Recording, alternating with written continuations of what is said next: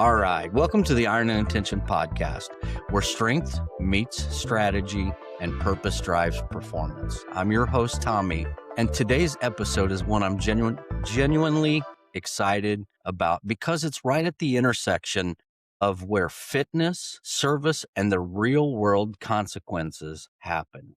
Today, we're talking about fitness that saves life, not fitness for aesthetics, not fitness for social media, but training for the actual demands of duty. Because when that alarm goes off, no one cares how much you bench press. They care if you can move under load, think under pressure, and keep showing up when fatigue hits. I'm joined by a professional firefighter who lives this reality every shift. She's someone who understands firsthand that fitness on the job isn't optional, it's operational. Klein, welcome to the Iron and Intention podcast. Thanks for being here. Why don't you tell our listeners and viewers a little bit about you, what you do, and some of the fitness things that you've been involved in? I know that you've been a little bit of a competitor in your past, so tell us a little bit about you. Okay, so my name is Klein. I am a firefighter and EMT. I just started a couple months ago, so I'm still pretty new to that world. As far as fitness stuff goes, I grew up running. I grew up in cross country. I did long distance and then took a couple years off of that. And recently I've kind of been trying to get back into it. I've done Spartan this past year, which is like an obstacle course, an outdoor one. And then this year I just started getting into the High Roxes, which is kind of like a European version of the Spartan, which was really fun. It's 6 kilometers and it has 6 to 8 different obstacles that you do. It's really functional training too, a little bit like CrossFit, but it just kind of encompasses all of the training that I do in my day to day, which is really cool. Well, I will say this just for our listeners and our viewers. Klein is an absolute beast in the gym. She knows her way around that gym, and she really stands out as someone who knows what they're doing and somebody who's after those fitness goals. So let's kind of start here. What fitness really means in the fire service. When people hear the phrase firefighter fitness, what do you think they misunderstand most about the job and in terms of what it actually demands on your body? I feel like, I don't know, it's kind of tricky to describe because being a firefighter, there's so many different things that you could run into from the day to day, whether it's a lift assist, whether it's actual fire, whether you go on a medical call. So people hear firefighter and they think, oh, you're just running into burning buildings, doing all of that. But then there's a lot of just the day to day medical calls that you go on where you need to be able Right. to carry someone, help them on the cot, or just help lift them up so they can get back to their normal life, or even like the equipment is super heavy. Yeah. All of our extrication tools are probably a minimum of 60 pounds each, and being able to maneuver those is really difficult because you have these big guys who are 6'3", 200 something pounds. They're moving them around really easy, which for me is very different. I'm 5'3" and probably 130 pounds soaking wet. And so I've had to really train for that and really work on building my muscle and making sure that I'm able to keep up with the other people in the field. So that's an important distinction. And we'll talk a little bit later about female firefighters and we'll ask what someone who wants to get in that business can do. But the important distinction is not everybody is the same build, but you're required to do the same things. And so that distinction is one where you have to have a lot of different kind of strength, a lot of different kind of ability to handle heavy loads, under strain, grip strength, the whole 9 yards. So is there a moment where you've seen, whether it be in the training academy or on a call, and with yourself or any of the other emergency services where you thought, man, that person is struggling because they just don't have the strength or stamina to continue on? Yeah, for sure. Especially in this day and age, everything is it's right in your hand, it's in your phone. And so it's so easy, even with groceries, people don't even need to go outside for that anymore. Right. And it's so easy, especially just for everybody to be able to have everything at your front door. You only walk 5, 10 steps. But I've definitely seen some people where they're in their 50s, they're really struggling to walk, and there might be some underlying health issues, but Sure. just thinking if you would walk like a mile a day or even just start half a mile a day, And you can Right. start increasing that day to day. You can start increasing like the incline, you can increase your speed, and just getting started is the hardest part to be able to build that discipline. But for sure, there's people all ages, like friends that I've had as like a teenager to people all the way up in their 60s, 70s. It's really kind of every life stage you can think of where there's people who I'm like, if you would just take that first step, it'll make everything else easier because you have like the fitness portion, you also have diet, and people get really stuck in their head thinking, oh, I can't do that. So why would I even try? But they're too scared to take that first step to even know what they're capable of because you're a lot stronger than you think you are. Your brain, Absolutely. if you have like a threshold in your brain where like, oh, I can only do that much, that's all you're ever going to get to. Versus if you have an open mind and you're like, okay, let me just see how far I can go, then you're a lot stronger than you think you are. Absolutely. Good point. So let me ask you this. In the fire service, is fitness optional or is it life safety? It is definitely not optional at all. Where I'm at right now is super unique. We do a ton of training, and there's also I got hired on with a few extra people, which is really cool. So we're doing a ton of training, a ton of like fitness related things. We'll do just putting on like our bunker gear with our SCBA tanks. Being able to carry that weight alone is an added 75 pounds minimum, not counting the tools Wow. that you're carrying, not counting the hoses that you're dragging, or if you have to take down a door or help carry someone or drag someone. So it's a minimum 75 pounds. So it's definitely fitness is not an optional thing. You need to be able to pull your weight and then some for sure. That's certainly powerful.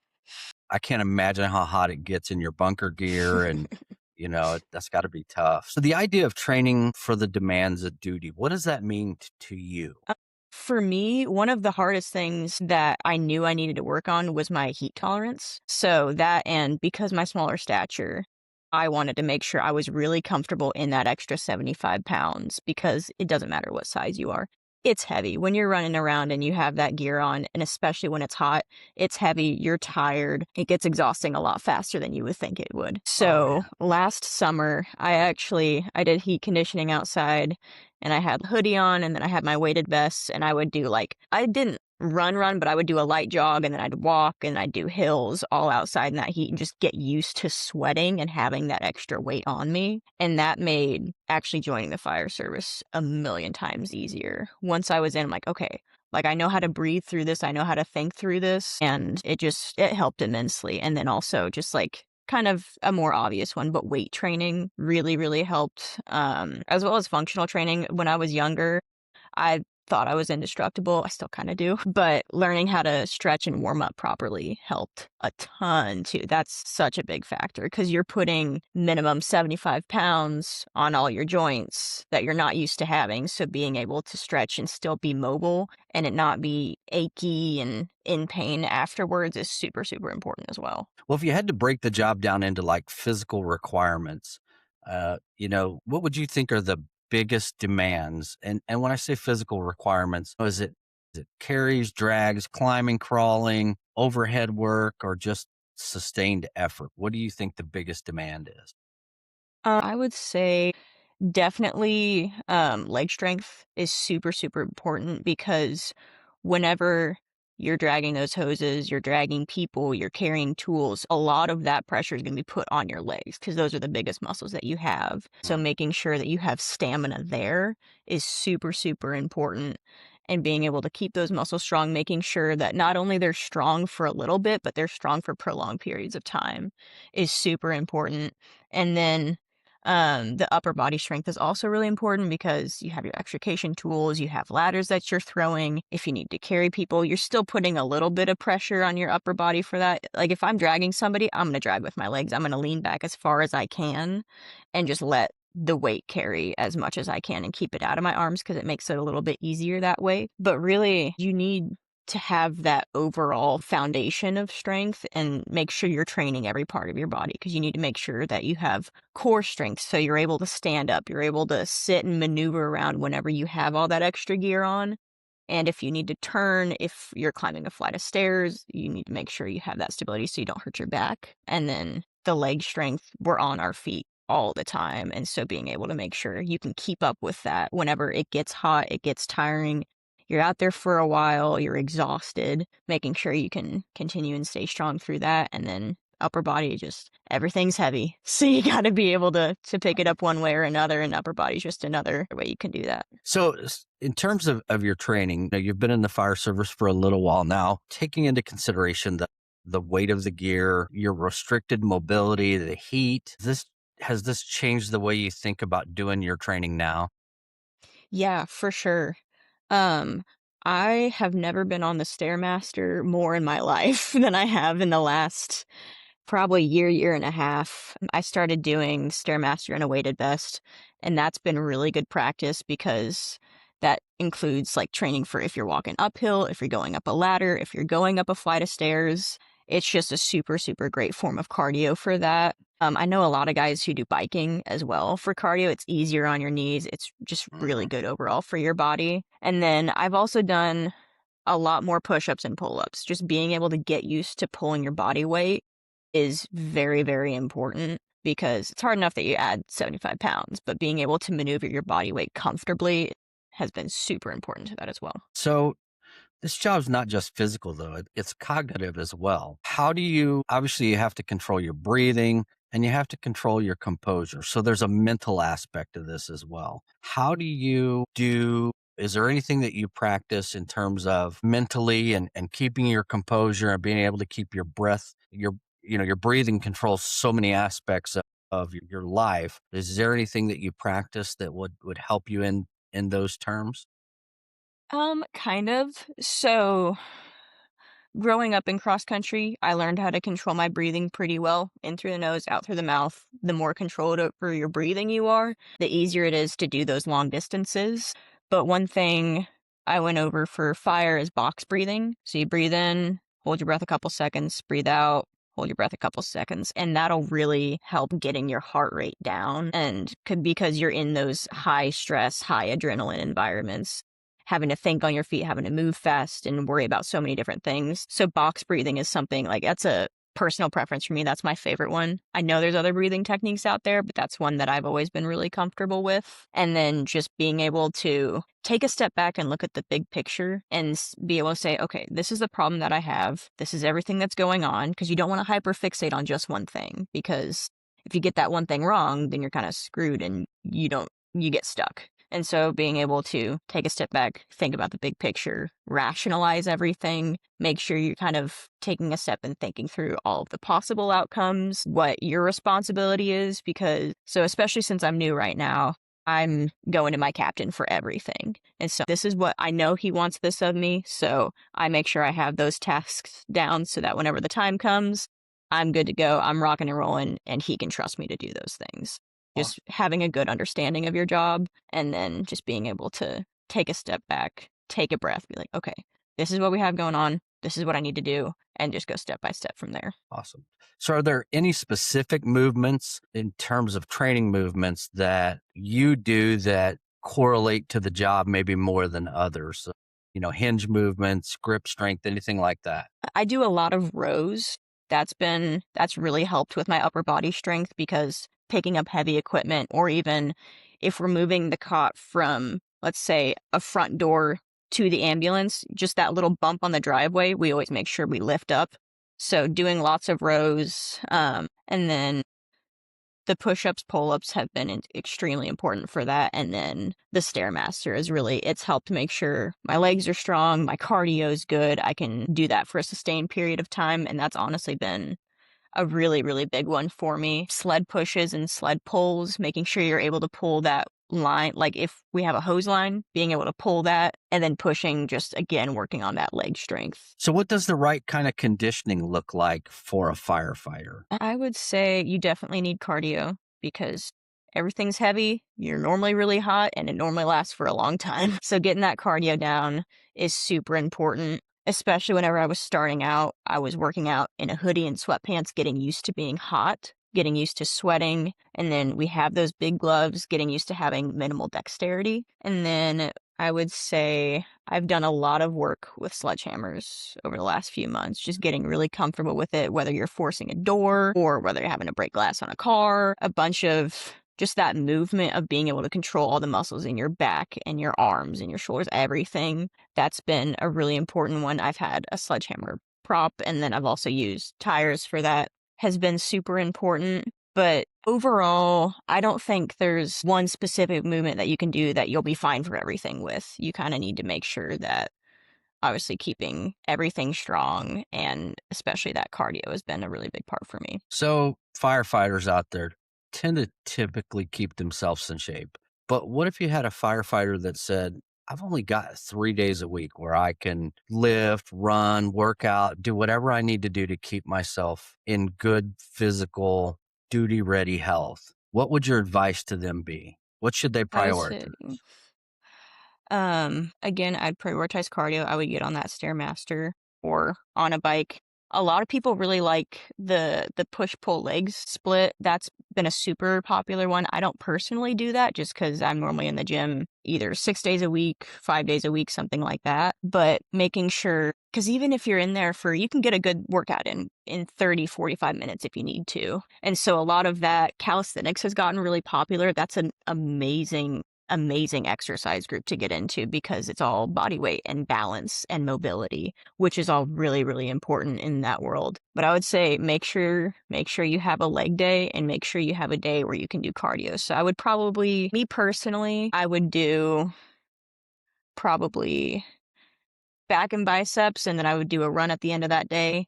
And then I would do like triceps, maybe a little bit of core on that second day, and then my third day would just be all legs because I don't like running on the same day I have to do legs. Your legs are Yeah. a big muscle group. They get tired. You don't want to overdo it. And I get really whiny if my legs are really sore. So I'm not running and doing legs in the same day unless I really have to. But just that push-pull legs would be probably the ideal setup for somebody who can only go in 3 days a week. Recovery. Let's talk recovery. It's tough when you work shift work.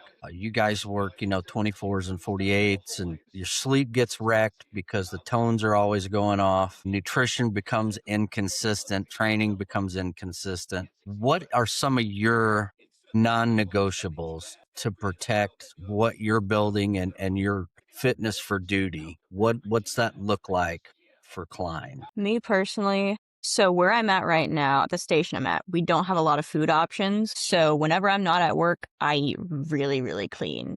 90% of the time, I'm doing eggs, I'm doing like a beef patty or grilled chicken and rice, stuff like that, where I'm having lots of fruits, lots of vegetables, not really a ton of outside sugars. I don't like doing a ton of caffeine either, just because I want to keep my heart healthy. And that is another thing where it's really easy to slip into those energy drinks every day and get reliant on that. And then you get in those high stress, high adrenaline situation and your heart freaks out. It's like, what's going on? And then you have people who are having heart attacks in the fire service, which is not good. And so eating healthy outside of work has become really important because fighters like good food. We like to cook. Right. And so we're having like pastas and barbecue and things like that that's a little bit heavier. And so whenever I get off work, making sure I stay in the eating clean, eating just simple foods. I'm not someone who loves food a ton, so it's really easy. I like eating the same thing every day, so I can do eggs for breakfast, chicken for lunch, beef for dinner every day for 2 months and be fine. That's one thing that I really do. And then for sleep, I don't really take a lot of naps if I can help it. If I'm up and I'm on my feet throughout the day, I stay a lot more awake that way. So I just try to keep moving on days where I know I'm going to need to stay up late or something like that. I just try to make sure I'm walking every day, moving around, challenging my brain. If I don't have any training to do at work, trying to find something I can read or something that'll kind of make me think and help me stay awake because normally recently we haven't gotten tones going off in the middle of the night, which is really nice. So I'm able to I wake up around 6 whenever I'm at work, but that's been very, very nice. I've been lucky, but just making sure also water is very important. That's been a huge thing. Electrolytes, because you're hot, sweaty, losing all of that hydration. So getting electrolytes in. But I honestly, really staying away from naps does help me. My sleep gets messed up so easily. If I can keep that consistent where I go to bed at the same time and I wake up at the same time, I feel a million times better because I always wake up twice as tired if I take a nap. So let's talk women in fire service. And I want to be real intentional here. I think it's it's a fantastic field for women to be in, just like I like to push women in policing. As a woman in the fire service, what are some of the challenges that you've had, physical, cultural? What have you had to navigate that maybe people don't always see or even think about? The biggest thing for me, everything's harder because I'm small. I don't have a ton of height to me. I don't have as much weight to me as I'd personally like. I've been slowly gaining weight for the last couple years, and I want to get a couple more pounds on me, just because it does help with that muscle building, the strength, and just having more weight on you. It's a lot easier to control a hose whenever you're doing that. So my size has been a really, really big thing to overcome, especially because everything's so heavy. There are so many different jobs to do. There's a lot of heavy equipment, heavy people, everything has weight to it. So that's definitely been one of the biggest challenges because a lot of my peers or even my captains, a lot of them are 6 foot or probably close to the 175-pound range. Mhm. And they're these big dudes. They're able to just manhandle everything. And I'm kind of having to think, okay, so I have my strength, which I'm not by all means the strongest woman in the world, but I can pull some weight if I need to. But being able to think, okay, what leverage point can I use? How can I be creative and think about, so this is how that person does it, but I'm smaller. So what do I need to do to make it easier on myself? Because yeah, I could just manhandle and pull, but if I can make it easier on myself, that's awesome. So like if I'm getting a line off of the truck, I'm stepping up on that ledge versus just staying on the ground and trying to manhandle it down. I'm stepping up using all my weight to lean back. It's a million times easier that way because I don't have that extra foot of height. So being able to get creative with my size been a big challenge, but it's also been really fun because it's pushed me more than I've been pushed, and just being able to do new and different things every day. As far as just being a woman in the field, there's 2 other girls at my station, and everybody's been super awesome, super supportive, very welcoming. I've had a great experience with it. I mean, every once in a while, someone will kind of poke fun about how small I am, but I know that, and I'm a little bit sassy. I can always fight back a little bit, so it's all in good fun. But everybody that I've come across so far has been amazing. If I have any questions, if I need help with anything, everybody's always willing. I've had a great experience with the guys that I work with. Excellent. So let me ask you this. What advice would you give to a young lady who is thinking of entering the fire service in terms of training, mental preparedness? What would that advice be? As far as being mentally prepared, just make sure people joke around a lot at the station. It's all in good fun, but make sure you're not going to get super offended if someone's like, so one of the things that I've been experiencing, so I don't have crazy small feet, but oh, my cat decided to join me. But like my boots look so tiny compared to everybody else's. Oh, I'm And sure. so that's one thing, like, they'll poke fun at me, like, "You need a kid size for that." So, like, being able to like, you need to be able to take a joke. And I grew up with an older sibling. I'm fiery as all get out, so I've had no problem with it. But just being able to joke around and have a good time because it can be a heavy job sometimes, so being able to just have fun when you can and being able to get along with people. The less drama, the better. You're living with these people. Like I'm there for 48 hours. So the less drama, the better. The more I can get along with people, the better.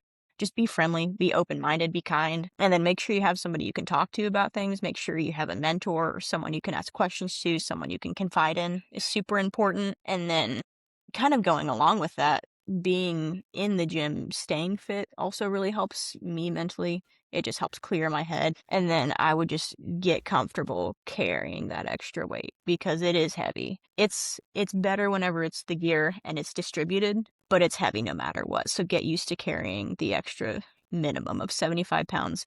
Get used to the upper body weight issue. Get used to being creative with your movements, with how you do things, because how somebody who's 5'3" isn't going to do the same thing as somebody who's 6'3".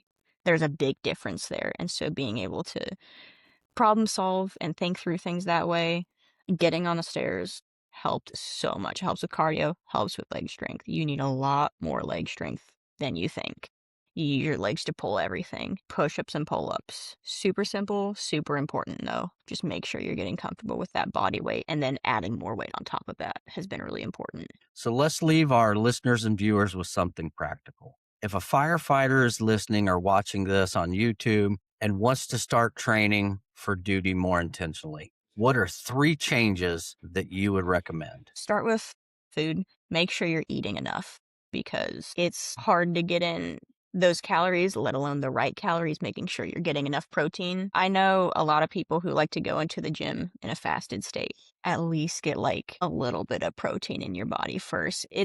I used to go to the gym in a fasted state. It made such a big difference whenever I eat 3 eggs before I go in. It's made such a difference in my strength, and making sure you're watching the protein that you're consuming, making sure that you're getting like that foundation. Like, even if you have one cheat meal a week, making sure you're getting in that protein and those calories that you need, because your body is constantly burning calories out there. You're going to be needing to consume more the more you're exerting. That would be one thing. And then I can't emphasize it enough, cardio. Super important. I hate cardio, but you got to do it. It's super important for your heart, for the rest of your body. Just to be able to build that stamina is really important. And then those simple body weight movements, like your push-ups, your pull-ups, even burpees, squats, anything like that, where you're getting used to bending down, standing up, pulling yourself up. Um, those movements have been super, super crucial to training. So if there's one thing that you could tell your fellow firefighters to stop doing, what would that be? I would probably, honestly, I would say the greasy foods or energy drinks. Energy drinks are a big thing. It's so easy. I've had a couple recently, I'm not gonna lie, but it's a super bad crutch to get on, because they'll accelerate your heart rate and then your brain gets dependent on it. You'll turn into, if I don't have caffeine, then I get a crazy migraine, and it's a crutch. And I don't like relying on other things just so I can function. And then just for heart health in general, you really don't need that extra caffeine. Yeah, it feels good every once in a while. And I'm not saying you can't have a cup of coffee, because I really enjoy the taste of coffee, but the energy drinks where you're having 200, 300, 400 milligrams of caffeine multiple times a day, or you're reliant on them, I would really steer clear of that, probably. So in closing, what are you working on now? Is there any fitness goals you have? Are you preparing for any of the High Rocks competitions or the Spartans? I do believe there's another High Rock simulator in May that me and my friend are probably going to do again. So getting back up running more is definitely something that I'm going to be wanting to do more. I don't run super far. I would say 4 miles is the most that I'll do right now. I'll probably start with 1, then work my way up, but running more for sure. And then I'm excited to, now that I'm in a station of my own, be able to get on the gear and do that functional training in the gear itself, whether that's swinging a sledgehammer, whether that's forcing a door, going up and down stairs, climbing and throwing ladders, just the functional, real life training that we're going to be doing on the fire grounds or on a scene. Awesome. Well, Klein, thank you so much for sharing with us today. Thank you for what you do. Stay safe. That's going to do it for today's episode of Iron and Intention. If this conversation resonated with you, share it with someone you serve alongside, because fitness done right doesn't just change our bodies, it saves careers and lives. As always, train with purpose, live with intention, and we'll see you next time.